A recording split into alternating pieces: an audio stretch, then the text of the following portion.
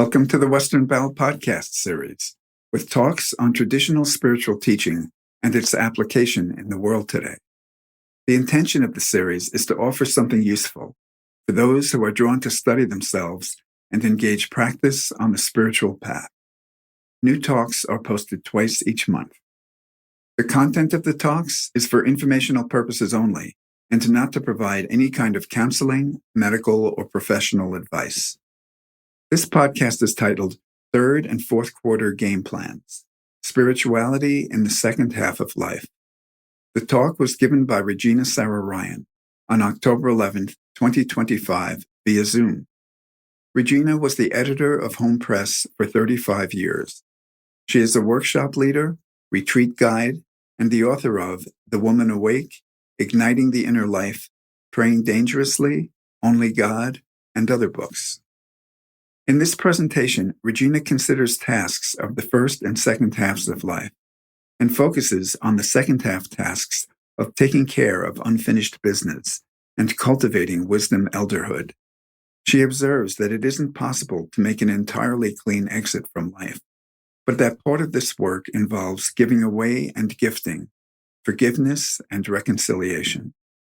Regina discusses the need to counterbalance cultural messages by reclaiming and modeling the dignity, grace, and power of the wise elder. She references the works of Stephen Jenkinson, Red Hawk, Teilhard de Chardin, Angelus Arian, Father Richard Rohr, and Thomas Merton. She reads evocative poetry, discusses her experience with elders in Buddhist traditions, Barbara Dubois and Ginny Matthews, and incorporates music composed by Michael Meninger. If there is benefit in this talk for you, please consider sharing the link to it or writing a review on social media or on one of the podcast platforms. Regina Sara Ryan. So welcome, everybody. Maybe we can just make sure we're here in the body, present to our own existence and our breath, and present to the other wonderful wayfarers who've joined us on this pilgrimage.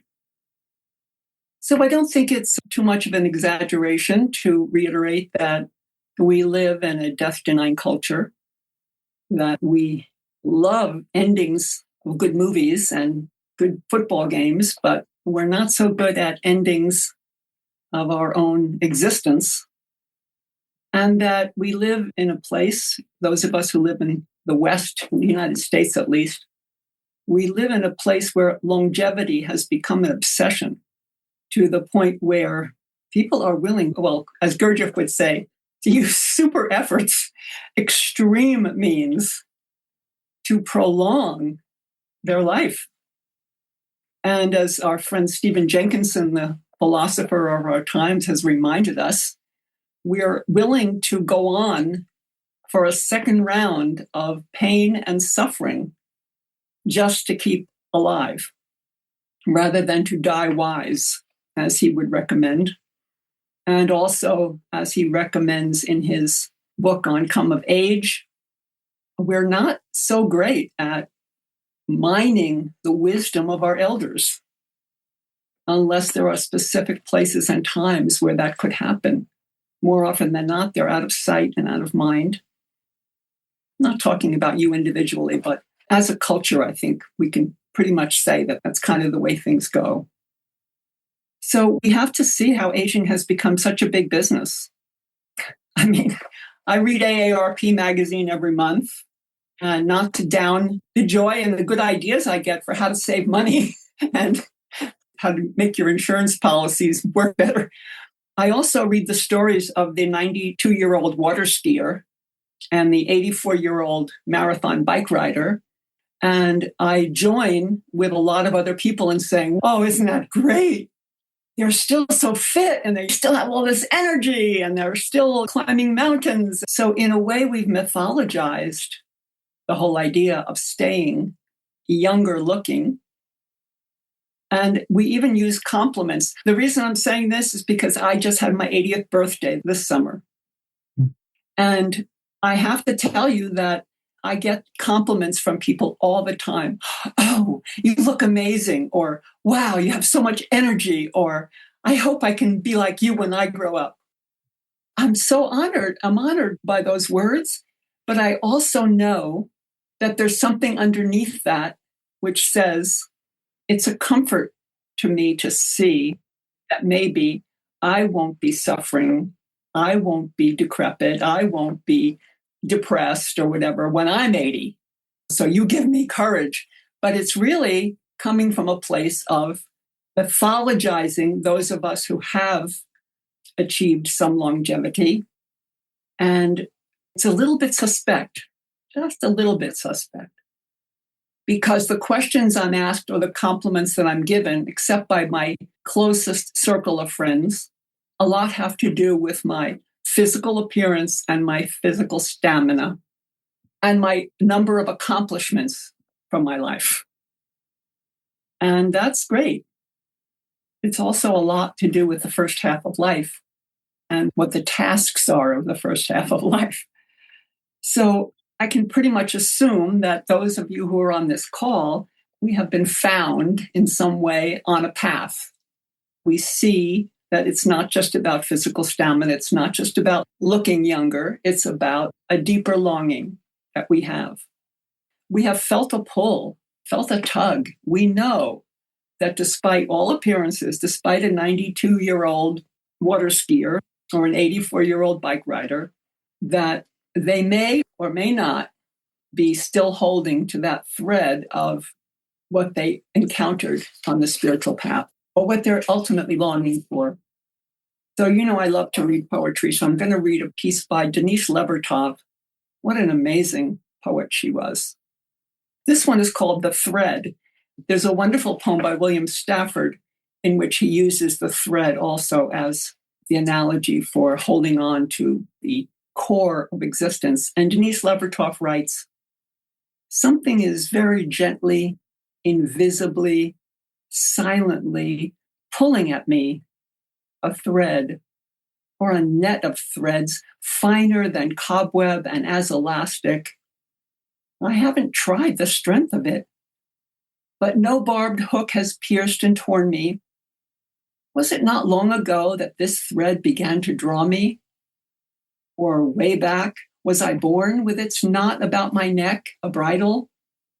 Not fear, but a stirring of wonder makes me catch my breath when I feel the tug of it, when I thought it had loosened itself and gone. So what I have gathered together over the last number of years on this topic is really like a month-long seminar. So this is like the introductory talk to a month-long retreat, okay? And so I'm going to do my best to touch upon a few things out of all the stuff I've studied, all the reading I've done, all the writing I've done on the subject, and just touch on a few things that I'm hoping will touch you. One thing maybe, or two things in the whole evening. So if you wish to take notes, don't try and write down what I say. But if something hits you like, oh, I'd like to think more about that piece, or I'd like to write more about that piece, then please do so. That's the best way we can take notes, not to try and copy down what somebody said. So I'm going to start with just giving you two big long lists. And please don't try and copy these either. If you need them, I can send them to you. But from my reading and studying and so on, I want to give you a list of the tasks of the first half of life.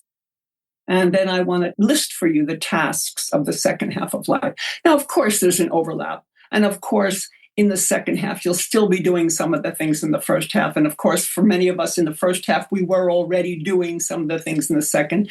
But just as a general overview, let's imagine that in the first half of life, whatever that is, and for some people, it's the first 9 years because they died at 18, so who could tell? But for those of us who have crossed the 50-yard line, and we can imagine that at the goalpost is 100, just for interest's sake, then let's talk about the tasks of the first half. So the tasks of the first half is about securing some kind of identity and securing some kind of security and establishing ourselves in our sex and our gender orientation. And so among all of those major themes, we come up with a whole lot of words for the first half of life. So here's some of the tasks of the first half: to search, to conquer, to sample, to explore, to build, to carve out, to firm up, to set in place, to comply with authority, to generate, to fall in love, to establish some beliefs, to make boundaries, to get lost and then to get found, to be confused, to confront obstacles, to overcome, to accomplish, to rebel against authority, to gain a reputation, to earn a credit rating, to do, and to do, to secure, to master, to parent, to understand, to figure out, to separate, to follow the right way, to risk, to plan, to pleasure, to make memories, and to attach to things and people and events. I guess we've all done most of those in one form or another in the course of our lives and are probably still doing some of those right now. Let's look from the more spiritual perspective, because we are a group of wayfarers. Let's look at what some of the work of the second half is about. It's about inclusion. It's about extension. It's communion.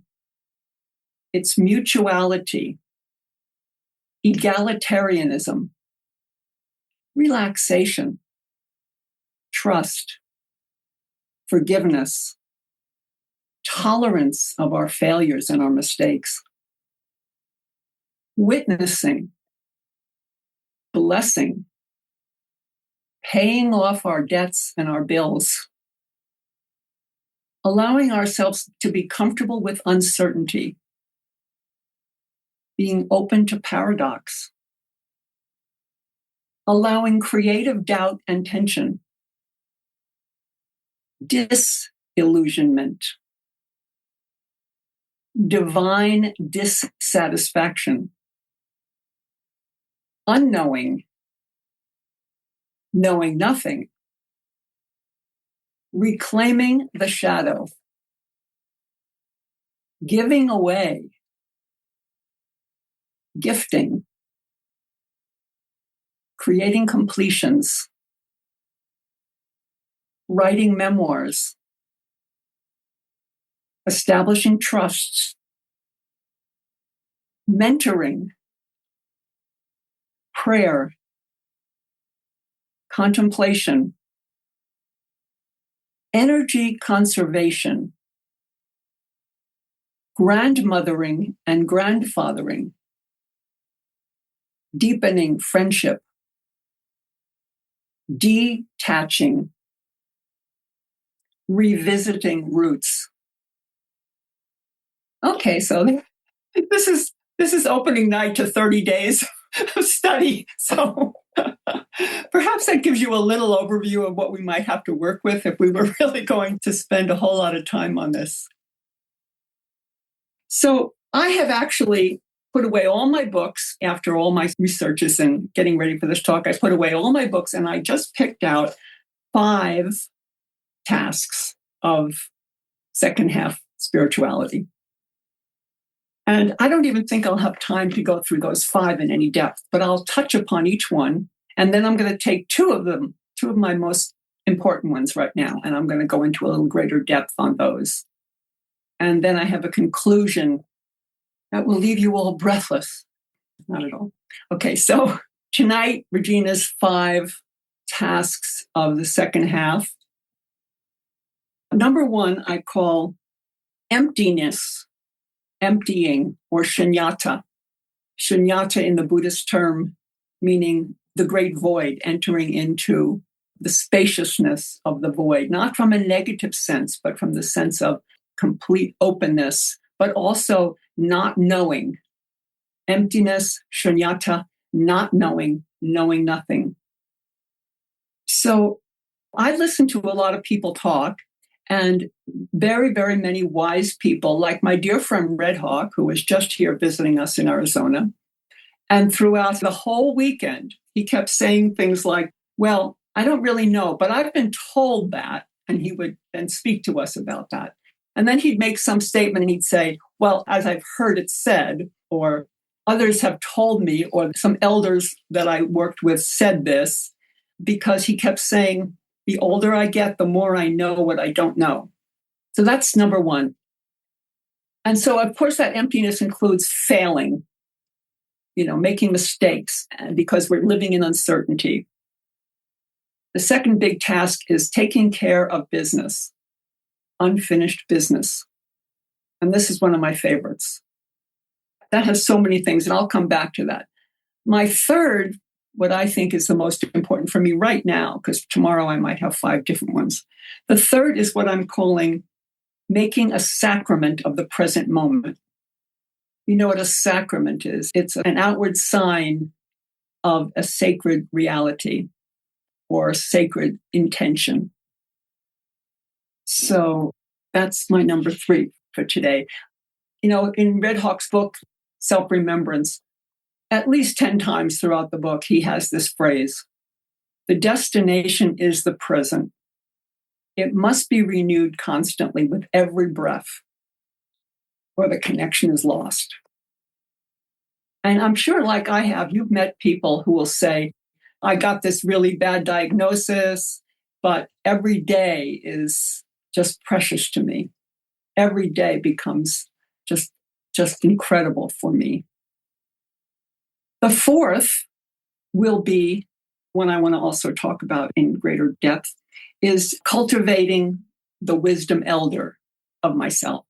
Cultivating the wisdom elder. How many of us are willing to say, I am I am a wisdom elder in this culture? We've been on a path for a long time, but have we owned our spiritual elderhood? Have we owned the movement from aging to saging? Or am I still apologizing for not being good enough, or not knowing enough, or apologizing for knowing nothing when I should be just declaring knowing nothing from a place of wisdom? So that's my number 4. And my number 5 is building spiritual friendship.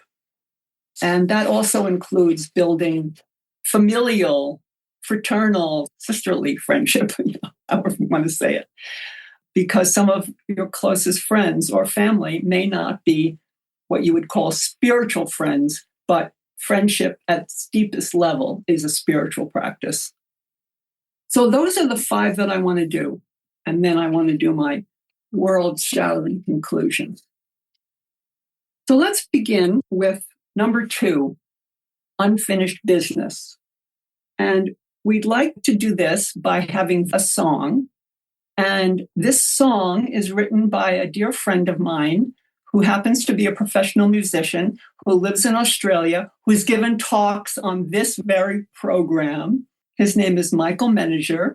He's a musician, and he's traveled in different places in this country and Europe and Australia. And so he is going to give us the message that has to do with unfinished business.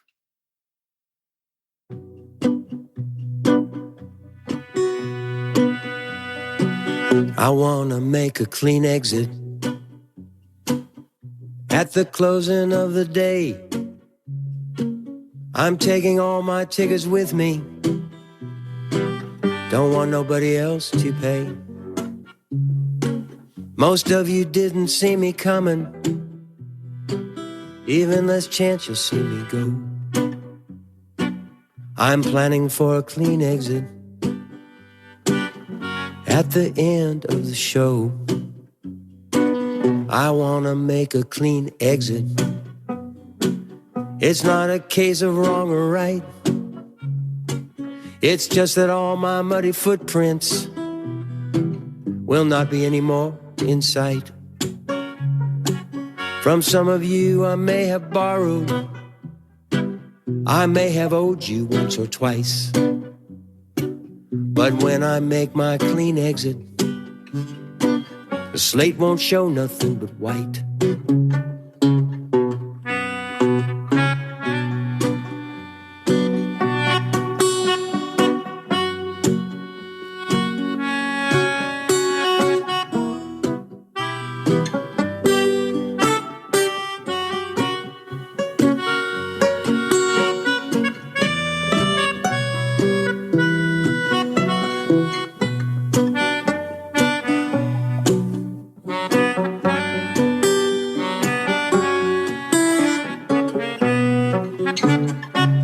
I wanna make a clean exit.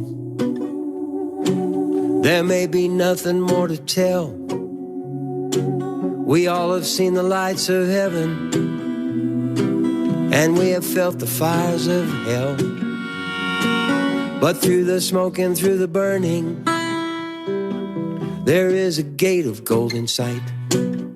And now I'm making my clean exit and setting off into the night. I want to make a clean exit at the closing of the day. I'm taking all my tickets with me. Don't want nobody else to pay. Most of you didn't see me coming. Even less chance you'll see me go. I'm planning for a clean exit at the end of the show. That phrase, I want to make a clean exit, has stayed with me so long. Because the album's not new. It's probably, I don't know, 6 or 7 years old now. And I recently wrote to Michael. We have some correspondence. I think I wrote to him after he gave his talk with Mick Clark on this very show. And I was thanking him for his program. But I also said, you know, I've had my 80th birthday and I'm looking at a clean exit. And I'm realizing that there's so much unfinished business. There's so many papers, piles of papers and journals. And, you know, my desk's full of projects. I'm in the middle of everything and so on. And he wrote back the sweetest thing. He said, basically, you just keep on going and trust that the energy of your heart is going to create the clean exit. It's not necessarily cleaning up your desk or your files. So I came to the conclusion that it's not possible to make a clean exit in the sense of completely finished. Let's imagine that. If I were to imagine that clean exit, I would have gone through all of my 50 or so journals that I have. I would have taken out all the great stuff and put it together in some kind of a wonderful book. And then I'd probably burn all the rest. And all my files, I'd go through every page. I'd distribute them to people who would like them. I'd write letters of completion to everybody I loved. You get the idea of what I might do. I would designate all the different pieces of jewelry that I love to different people, and all my clothes and all my artifacts and everything. So some of that is possible to do. It's really possible, because I talked about some of the work of the second half is in giving away and gifting. And this is really a lovely activity to give away and gift. And that doesn't mean to go to Target to buy something for somebody. It means to look at something that's precious to you, that you've been holding on to, that has your loving energy in it, and gifting it to somebody who compliments you on it, or somebody that you just know would really appreciate that. Even though it was your favorite pair of earrings, this person just went crazy when they saw them. And what a joy to be able to give it to them. So that's a bit of making a clean exit and doing some of the work of the second half. Because when we're gifting, when we're giving things away, when we're not continuing to hoard or accomplish. So I read the New Yorker every week. I'm an avid New Yorker reader fan. And they always say to me, do you want to renew for 5 years or one? And I say, 1 year at a time. So yeah, we don't know how much time we have. And it's really lovely to be able to gift and eliminate some of the stuff that we've piled. I mean, we are a culture of stuff. I mean, how many people have storage lockers and garages full? Ugh, it's scary. And I always feel sad for the people who are going to have to clean it up after them. All your treasures end up in gigantic dumpsters. Gigantic dumpsters, all this stuff you were holding on to. So this is part of unfinished business, taking care of business, imagining the possibility of a clean exit. But what does that mean to you? So that'd be something to write about for yourself. What would it mean for you to have a clean exit? So a couple of other things about that. Paying our bills is more than just writing checks or having our credit card used. Paying our bills has to do with a certain sense of responsibility for what we've been given. So I've been given a really entitled, great path. I mean, I've gone through deep psychological depressions. I've gone through certain physical illnesses. I've gone through the death of my beloved husband. We all suffer and we all have ailments and so on. But there is a responsibility in gratitude for what we've been given. So how am I going to pay back or pay in some way for this amazing life I've been given? Yeah, some people are going to do volunteer work. Incredible. Some people are going to do it in other ways. Some people are going to do it much more quietly with prayer and contemplation or writing or creating themselves as a wisdom elder so that if and when the need for sharing of what they have deeply harvested, what they're holding, could be available to others. And just examining this subject of entitlement, of how gifted I am. Not to say that I'm bad for being entitled. I'm graced. I'm graced to have a beautiful home and beautiful friends and a regularly healthy body. But that gives me a big responsibility for paying my bills as much as possible. So part of paying my bills has to do with forgiveness and possibly reconciliation. So I'd like to say that there's no people in my life who I have not yet reconciled with, but there are. They're few, and they might even not realize, but they probably do. We were left with some kind of a yuck sense, you know. It may not mean that I can ever call them up and try and fix things and make it nice between us, but there's an internal forgiveness work of compassion and embrace. That's part of the tasks of the second half.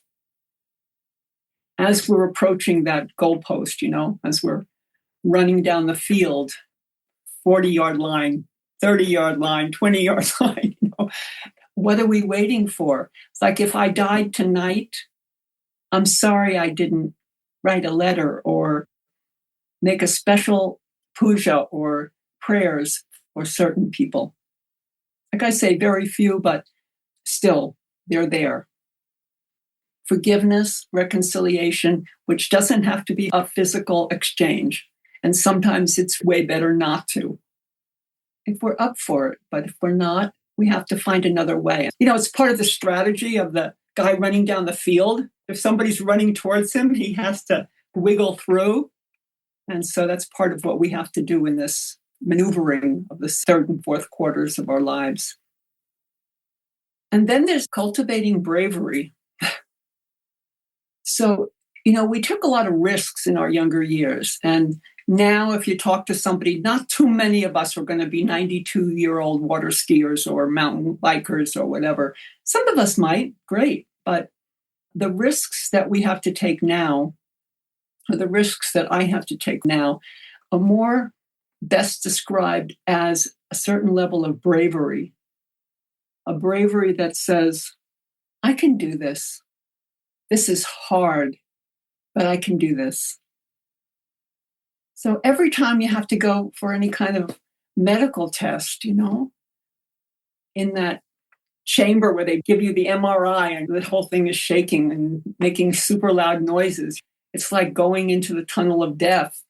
There's lots and lots and lots of opportunities to recognize this is hard and I can do this. I'm up for this. I might not be up to it as a separate individual. I might have to have a few of my other teammates, at least one of my other teammates. What do they call them in football? Those guys who guard you as you try and run down the field. I might need a defensive tackle running along with me. Really, I know nothing about football. Actually, I'm making all of this up. But my nephew was a professional football player on the Denver Broncos. So are you impressed? He was. Pretty much wrecked his body a lot. So I'm making all this up, but it's such a wonderful analogy because whereas in football, they don't always run through the goalposts. But in this game that we're playing, you will go through the goalpost. There's no doubt. Everybody's going through. And you might go through stumbling and rolling and smashing yourself as you go through, or you might go through running the whole way and holding the football above your head and waving. It might be wonderful, but we're all going through. So bravery is really required. You know, the old saying, they say, old age is not for sissies. Jerry's mom, who died at 106 or 105, something like that, she said, the golden years, you can keep it. So people joke about it all the time. And yet at the same time, if we have dedicated ourselves to a path, our belief system may tell us that heaven awaits us. Our belief system may tell us that another lifetime awaits us. Our belief system might tell us that emptiness and total voidness awaits us. However, any of that deserves to be done with as much dignity, bravery, and love and concern for others as is possible. So we take death very personally. I take my death very personally. And there's a possibility that I might expand that understanding and recognize that my death is actually a witness to something bigger or a larger community. So my darling Jerry, who some of you have met in his life, was an extraordinary human being. And to this day, it's going on 6.5 years since his death. People still say the most amazing things about him and the impact he made on them in his life, but also the impact he made on them in his death, the way he walked through those goalposts. So I do know that we have a very big energetic influence on the people around us, even if it means that we're going to be in a lot of pain or whatever. It's possible to approach with dignity and bravery, even in the midst of great suffering. So I'm going to read to you a poem. It's not a poem, it's actually a prayer. And this was my husband Jerry's, one of his favorite prayers. And he sent it to all his friends who might appreciate it. The author of this piece is Pierre Teilhard de Chardin, who was a Jesuit priest and an anthropologist and a paleontologist. He discovered the Peking man in his work over the years, and he wrote amazing books about cosmology and all those kinds of things. Very famous, great man. Although his writings were somewhat hampered by some of the people in authority at the time of his life. So some people don't get loved and adored until after they're dead. So it's hope for all of us. Okay, so this is from Pierre Teilhard de Chardin, his prayer. When the signs of age begin to mark my body, and still more when they touch my mind, when the ill that is to diminish me or carry me off strikes from without or is born from within me, when the painful moment comes in which I suddenly weaken and awaken to the fact that I am ill or growing old, and above all, at the last moment when I feel I am losing hold of myself and am absolutely passive in the hands of the great unknown forces that have formed me. In all those dark moments, O God, grant that I may understand that it is you, provided my faith is strong enough, you who are painfully parting the fibers of my being in order to penetrate to the very marrow of my substance and bear me away within yourself. For me, it doesn't get much better than that as a clear prayer. I don't know what my ending will be. Of course, I'd love it to be quick and painless. But the work of my second half of life is about detaching, not attaching.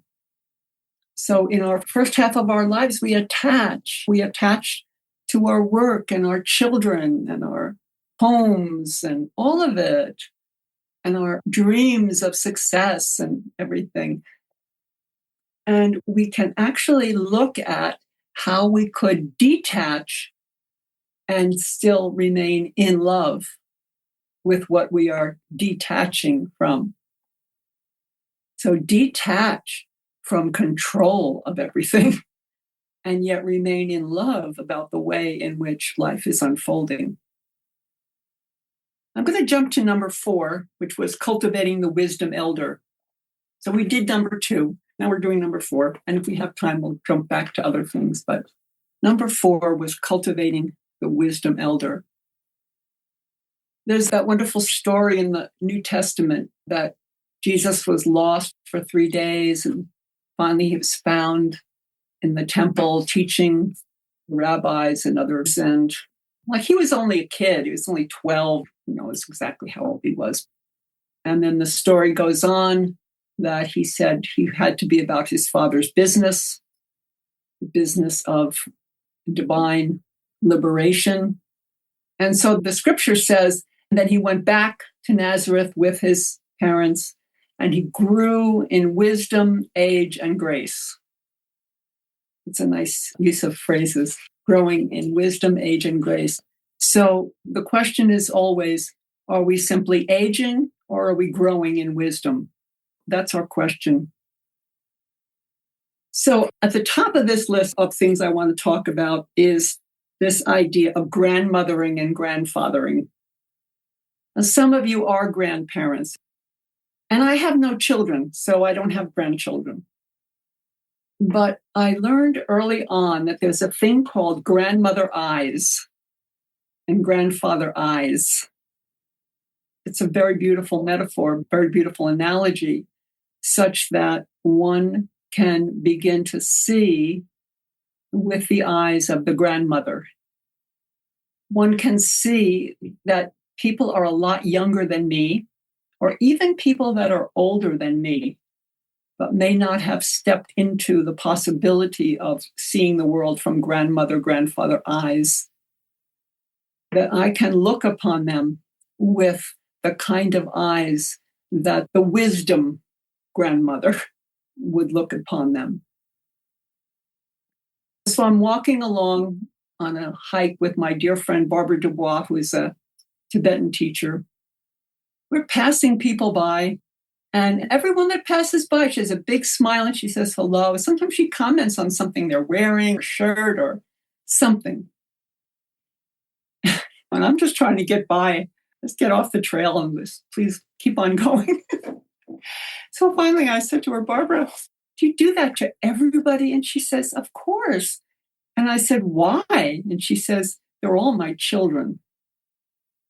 So we were on a phone call with her, not a phone call, we were on a conference with her when she was doing something at Garchin Institute.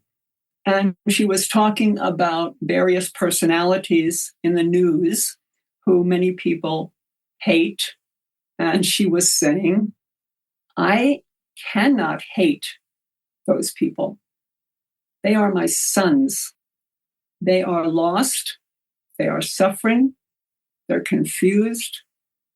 And they have some awful suffering in store for themselves. But they're my children. And I have to keep from hating, because if I hate them, it only adds to the hatred in the world.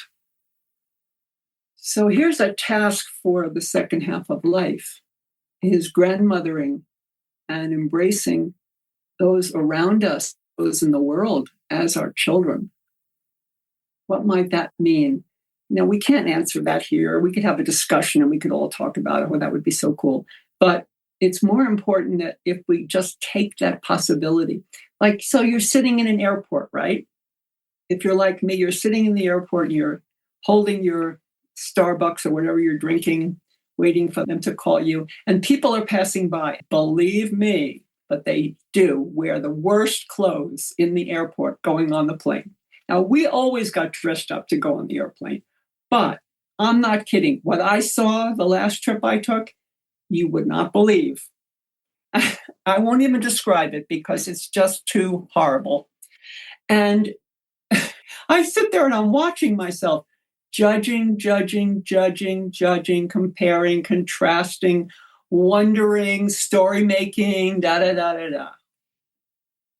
So one day I was traveling with my spiritual teacher. They were doing a rock and roll gig. We were at this very wild bar.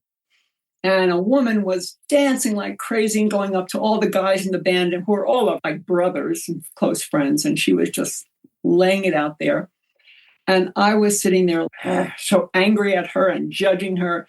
And the woman next to me just quietly whispered, and she just said, "Oh, she's suffering so much." So I've been taught by my friends and I've been taught by mentors. And I have a model, a role model for what wise eldering might mean and what wise grandmothering might mean. And you do too. We all have these wonderful role models of wise elders. My friend just got back from Upaya Zen Center, where she did a weekend with Roshi, Joan Halifax. And years ago, I interviewed Joan and I said to her, "How do you become a woman of power or a woman of wisdom?" And she said, "Lots of suffering and lots of good role models." So I ask myself, am I honoring my role models, the ones who are still alive? And am I honoring my ancestral role models who passed on? There's lots of opportunities for honoring ancestors. And maybe some of your ancestors are not related to you at all. They're simply your wisdom ancestors. Who are they? Who would you build a fire for and raise the smoke or burn incense and wave in celebration of? Who would you do that for? A lot of us don't have a super wise lineage behind us. I mean, we might have a spiritual lineage of wisdom elders, but a lot of us do not have what you'd call wise elder parents or even wise elder grandparents and so on. Some of us do, which is incredible. I was very fortunate in that, part of the blessing of my life, but a lot of us don't. And we can reestablish a lineage of wise elders for ourselves. Like, who's the wise elder who has your back? Maybe she's alive. Maybe she's even on this call. And then who's got her back and who's energetic can be flowing into you? And what are the qualities that each one of them have? Some of them will have one particular quality and not another.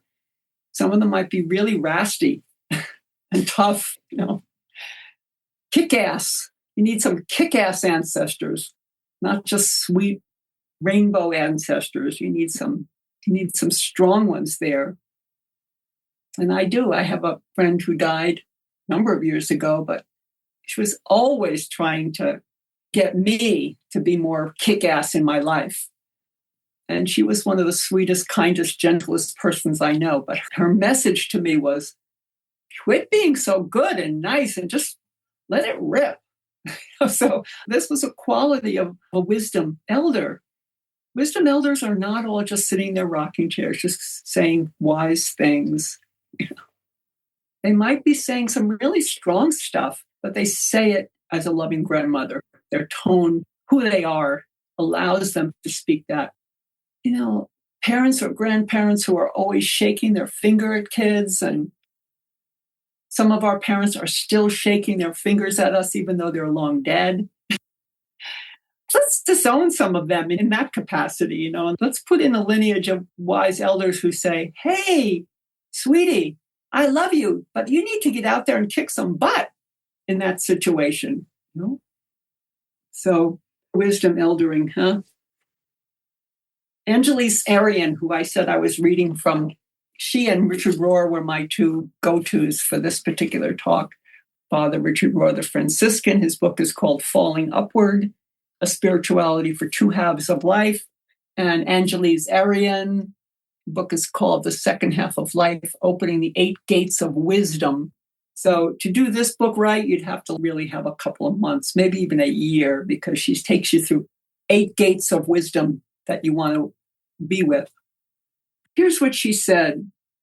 May we, meaning us here, may we be the ones to reclaim and model the dignity, grace, and authentic power that true elderhood confers.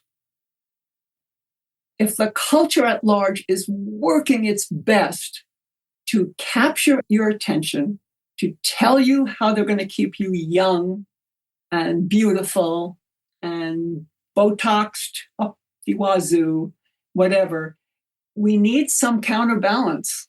And the counterbalance is individuals choosing to reclaim and model. So what I'm saying is, it's not like you have to do new things and study new things in order to be a wise elder. But you need to reclaim your wisdom power, your wisdom knowledge, your wisdom heart, to be that and to model that degree of dignity and grace and authentic power. So a friend of mine called me, an old friend who's just turning 81. So we were like best age buddies. And he was asking me if I had any recommendations for what he should do for his funeral service. Did I have any good poems or good readings? I mean, I was really honored that he called me because I hadn't spoken to him in years, but he evidently is holding me as some kind of a wisdom elder, even though he's 1 year older than me. And as much as it was a real honor and a real gift to be able to speak to him, in between the words, what I felt was that he had given up on his own wisdom. So he was asking me, not just as an adjunct, but really to affirm for him that he could do this type of funeral, and what would I do if it was me? And what did I do for Jerry, and so on. He actually used the phrase that I don't know if my life has been fulfilled, if I fulfilled my life's purpose. This is not uncommon. It's really not that uncommon. And it's really great that we're willing to engage in a conversation. Well, we're not having a conversation. I'm giving you a giant lecture, so too bad. Anyway, it's very interesting that we're willing to come to a subject like this, which I hope is not depressing. I'm not holding it like that at all. I'm holding it as reclaiming and then modeling. So I said to my friend, I said, you have read a lot. You've had spiritual teachers. You've experienced a lot. You've traveled a lot. I said, what fired up you in any times during your life? Oh, he said, I can do some of that. I said, you've read poems, you've read stories, you've heard great quotes from great teachers, you've heard a song, maybe from your spiritual teacher or a prayer. Oh, he said, yeah, I could do that. I was merely suggesting to him that he needed to harvest his own wisdom. I have thousands of stuff I could have sent him. Not thousands, but maybe a couple hundred. But I can't do that. And it wouldn't be right. It's only right if I say to him, you have that wisdom. So it's not about you having to go out and read more books, even though I recommend these books because they're wonderful. But we're not reading because we think we have to get more. We're reading because we want to remember what we already know. So I want to give a bow to my dear friend Karuna Fedorchak, who I had a conversation with years before she died. And she said to me, isn't it time we just gave up the search and just started living what we've already gained and what we already know? I'll never forget that. And I'll never forget the impact it made on me when she said it, because we were two friends together, but we were like admitting, oh my gosh, I'm still doing that. Oh, that's a great book. Oh, I better read that because that might, whatever. We still do that. That's okay too. But isn't it time to give up the search and to recognize we've already found or been found, and then to mine the depth of what we have received and to remember what we've been given? That's the job of writing a memoir. That's the job of writing out a legacy. You don't have to write a memoir. You can just write yourself or speak to a dear friend the legacy that your heart wants to leave behind. Maybe you don't have proof of that, but what has your heart opened to wanting to leave to the next generation or future generations? Unless I get the sense that there is an energetic continuity, we might as well all be boys in the bubble. Thank you, Paul Simon. Yeah, we're not boys in the bubble. If we're bubbles, we're all together in one big soda. We're all just fizzing around and bumping into each other and making something really delicious. So when I was considering grandmothering, I wrote this for myself. I said, everybody ages, but not everybody softens into wisdom, melts into generosity, and embraces the work with kindness. That's our job in the second half. Softening, melting, and embracing. Okay, I have a poem. Ta-da! Ah, it's called Untitled. And the poet is named Willow Hearth. And it goes like this. This poem is not meant for you unless you too have been underground, choking on your life's debris and playing peekaboo with death seriously. Then, the surprise of 10,000 buttercups out of nowhere on every side where they'd never been before on my daily walk might have had the effect on you it did on me. Because suddenly, I wanted to understand how these particular flowers came to be, the whole evolutionary history of mosses, ferns, and angiosperms, the miracle of photosynthesis and DNA, not to mention the longings of the Milky Way to reflect itself in the form called flowers and in these buttercups, which seemed like a visitation from the sun, urging me to tell you, in case you, like me, had forgotten, we are the universe's latest way of blooming. Okay, another poem. This one's called The Way It Is. The poet is Rosemary Trommer. This is what it takes to be an elder, a wise elder. Over and over, we break open. We break and we break and we open. For a while, we try to fix the vessel as if to be broken is bad. As if with glue and tape and a steady hand, we might bring things to perfect again, as if they were ever perfect, as if to be broken is not also perfect, as if to be open is not the path towards joy. The vase that's been shattered and cracked will never hold water. Eventually it will leak, and at some point perhaps we decide that we're done with picking our flowers anyway and no longer need a place to contain them. We watch them grow just where they are, as wildflowers do, unfenced, unmanaged, blossoming only when they're ready. And my God, how beautiful they are amidst the mounting pile of shards. Oh, it's so much fun to be with you. It's so much fun to keep talking like this. I really like it. So now we come to the really great ending. Ta-da! My 80th birthday party. And my dear friend Ginny Matthews was there.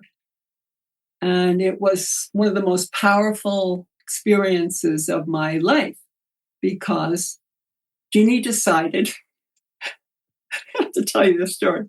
Ginny decided that my friends should speak to me as they would if I was dead about how great I was before I died. And the way she got the idea was that I told her, and this really happened. I was sitting with another much younger friend at some event, and my friend turned to me out of the blue and she said to me, Regina, when you die, I want to give your eulogy. So I told Ginny, and Ginny thought that was the worst thing she ever heard, or at least it was funny enough to motivate her to create this birthday possibility that on my 80th birthday, my friends, small group of friends, would actually speak to me their appreciation so that I didn't have to wait for my eulogy that I wouldn't hear anyway from that dimension. So that was an overwhelming heart thing. The heart is so stretched, it's wanting to break, and you're wanting to protest and say, no, no, no, I'm not so good and all this stuff. But you can't do that because it's just too much. And the solar plexus is vibrating because people are telling you they love you. And it was one day, and the immediate effect lasted for several days until I got very sick after it was all over, and have remained in a kind of a down cycle for almost a month now. I'm coming out of it, thank God. But during that downtime, I got to realize what it was that had happened then and what it was that was missing from the culture I live in. And so I have been working with the idea of ritualizing elder wisdomhood. So because I'm a Catholic, I have this whole thing about the sacraments. So you have baptism, confirmation, Holy Communion, confession or penance, holy orders, becoming a priest, matrimony, and then you have extreme unction or the last rites. So what happens between marriage and death? There's a big gap there. Everything else is covered, but there's a big gap between marriage or priesthood and extreme rites.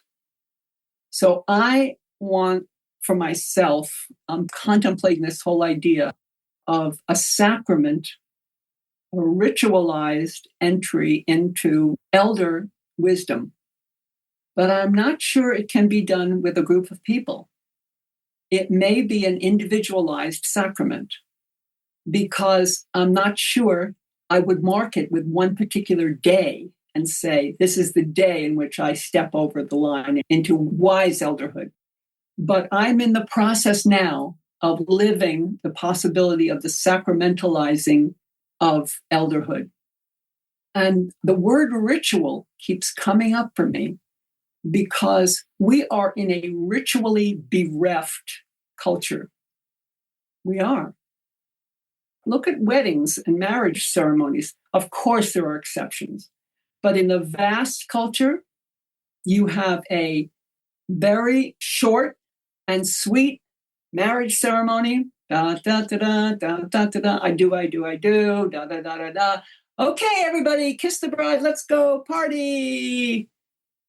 And the recognition of what a marriage actually is, which is a possibility of ritually witnessing to the larger culture your vow. It's not just a promise, it's a vow that you will find in this other person divinity, in communion with this other person. You'll discover in this other person and live with them and love them and support them and so on. So it's an amazing situation. The culture at large just doesn't have the same understanding. It's more like, well, let's make a prenuptial agreement. So if we have to break up, that I get the stereo or something. Yeah, so I'm in this state of trying to sense into what this ritual is for myself. So I've been speaking some of it to you tonight. I have been talking about myself as a wise elder. That has to start here. Nobody else is going to come to you and give you the knighthood because you passed 80 or because you passed 75 or because you passed 70. No one else is going to do it. The Queen of England, nobody. God's not going to come out of the sky and say, now it's you. You call it, whatever age it is, you call it, and then you begin to live it. But I need to ritualize it in some ways. So some of the ways in which I'm playing with the idea of ritualizing my stepping into my wise elderhood has to do with my body, my mind, my heart.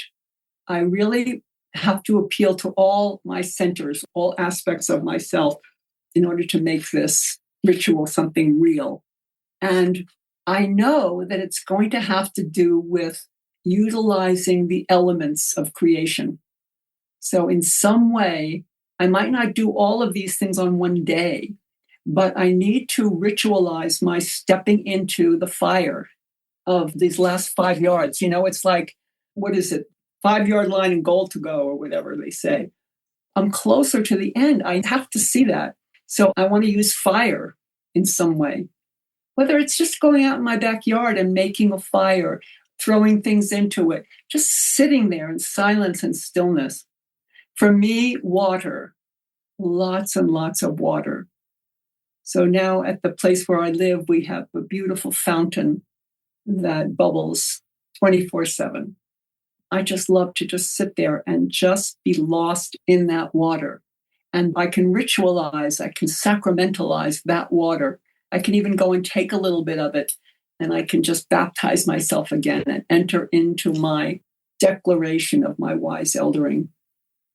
So fire and water and earth, we dig holes or we garden or we plant something. Oh, that would be a nice thing. I just thought of that. I should plant a particular something. I'll go and buy a little young tree or a rose bush or something. My dear friend who lives in Romania, she knew my husband Jerry very well. And when they moved to their place up in the mountains, they had some property and she bought this little fig tree, baby fig tree, and she planted it as Jerry's tree on her property. And every once in a while, she'll send me a photograph up. And she said, oh, we got a fig this season, you know, one little fig hanging off this little tree. So I think the ritual of wise eldering is necessary for all of us. I'd like to read you a final poem. This is from one of my wise elder role models, whose name is Thomas Merton. And some of you know that I had the rare privilege of presenting a workshop at the International Thomas Merton Conference this past June. So I'm even more in love with Thomas Merton than I ever was. This poem is called When in the Soul of the Serene Disciple. So here we are, disciples in the fourth quarter or third quarter, disciples of the truth, of the path, of the way, of God. When in the soul of the serene disciple, with no more fathers to imitate, poverty is a success. It's no small thing to say the roof is gone. He does not even have a home. Stars, as well as friends, are angry with the noble ruin, and saints depart in several directions. Be still. There is no longer any need of comment. It was a lucky wind that blew away his halo with his cares, a lucky sea that drowned his reputation. Here you will find neither proverb nor memorandum.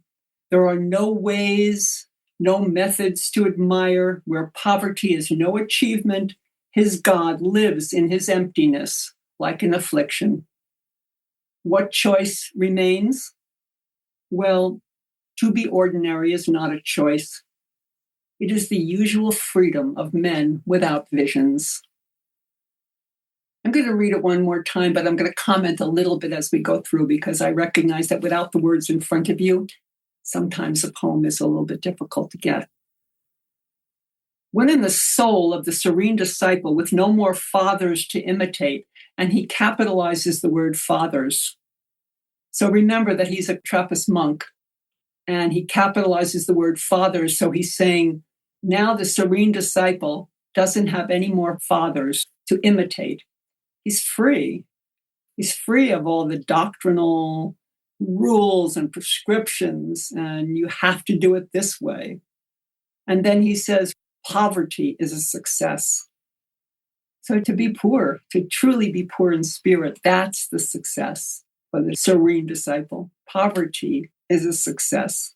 And doesn't mean indigence and we have to go begging on the street, but we're talking about a poverty of spirit, which is no longer accumulating, storing up wealth for next year or whatever. It's a small thing to say the roof is gone because he does not even have a house. Pretty self-explanatory. Stars, as well as friends, are angry with the noble ruin, and saints depart in several directions. Be still. So the world at large, and even the saints, are going to leave him because now he's completely ruined. He has nothing. He's poor. All the quote unquote saints are leaving. Bye-bye. He's left to himself in his spiritual aloneness. And then the words are, be still. There is no longer any need of comment. It was a lucky wind that blew away his halo with his cares.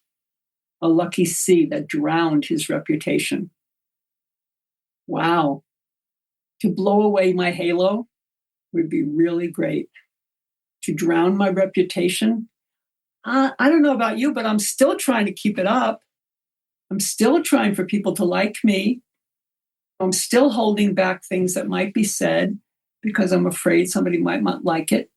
So my reputation is still on the line. So this is the work as I run towards that goal, is to look at this reputation, not to say that I want to be considered some terrible person, but that this reputation, this identity, this Regina Ryan person that I've built up for so long has got to go, is going to go. And could I encounter and work with that now?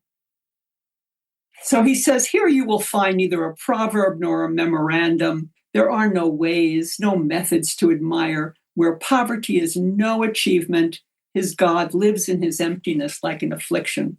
So he's saying, I'm not going to give you any wise words. And this serene disciple doesn't have proverbs to give you or memorandums or do this and follow this and no methods to admire. Because poverty is no achievement. It's not something I can give you or you should follow necessarily. But this serene disciple, his God lives in his emptiness like an affliction.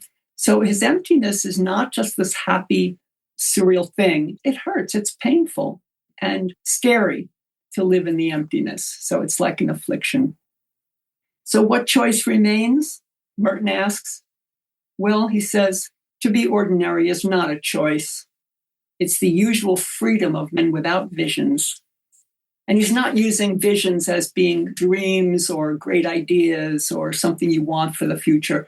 He's saying visions as in, oh, I've had a vision of God, or Jesus talked to me, or my teacher instructs me, guides me every way, But if I no longer have that, I have to be ordinary. It's not a choice, but it's a freedom if I no longer have all these pretensions. So thank you all for coming. You really gave me a great opportunity to just bring some of my stuff together.